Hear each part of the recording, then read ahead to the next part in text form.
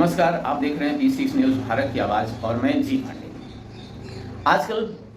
राजनीति में औरंगजेब की चर्चा खूब हो रही है। राजनीति इस पर गरमाया हुआ है और इसमें खूब सत्तारूढ़ के द्वारा बताया जा रहा है कि औरंगजेब की क्रूरता कितनी अधिक थी। इस पर राज्यसभा सांसद संजय सिंह ने कहा कि औरंगजेब की क्रूरता के बारे में इतिहास में पढ़ाई जानी चाहिए। साथ ही यह भी बताई जानी चाहिए कि ब्रिटिश हुकूमत के समय जब भारत छोड़ो आंदोलन चरम सीमा पर था तो अंग्रेजों को साथ देने वाले कौन थे, अंग्रेजों को चिट्ठी लिखकर विरोध को दबाने का प्रयास किनके द्वारा किया जा रहा था। आजकल बड़ी चर्चा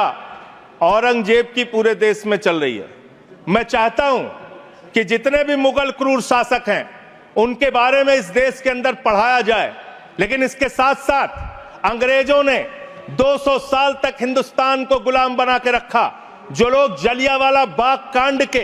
लिए जिम्मेदार हैं, जो क्रूर अंग्रेज शासक शहीद आजम भगत सिंह को फांसी पर चढ़ाने के लिए शहीद सुखदेव, शहीद राजगुरु, शहीद अशफाकुल्लाह, शहीद राजेंद्र लहरी, शहीद राम प्रसाद बिस्मिल, शहीद खुदीराम बोस को फांसी पर चढ़ाने के लिए जिम्मेदार हैं, उन अंग्रेजों के क्रूरता के बारे में भी, उनके शासनकाल के बारे में भी इतिहास के अंदर आप पढ़ाइए। लेकिन जब आप उसको पढ़ाएंगे तो आपको बताना पड़ेगा कि कौन सी वो संस्था थी जिसने तिरंगे झंडे का विरोध किया, कौन सी वो संस्था थी जिन्होंने अंग्रेजों की दलाली और गुलामी करने का काम किया, कौन सी वो संस्था थी जिसके नेता ने अंग्रेज गवर्नर को चिट्ठी लिखा था 1942 के आंदोलन में कि इस आंदोलन को कुचल देना चाहिए। पढ़ाना चाहिए इतिहास, इस देश के नौजवानों को यह इतिहास पढ़ाना चाहिए कि कौन से वो नेता थे जिन लोगों ने क्रांतिकारियों का विरोध करके और उस जमाने में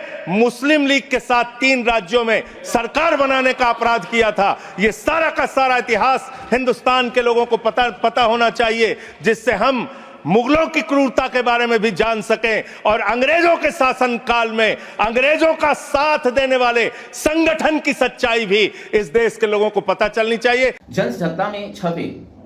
खबर के अनुसार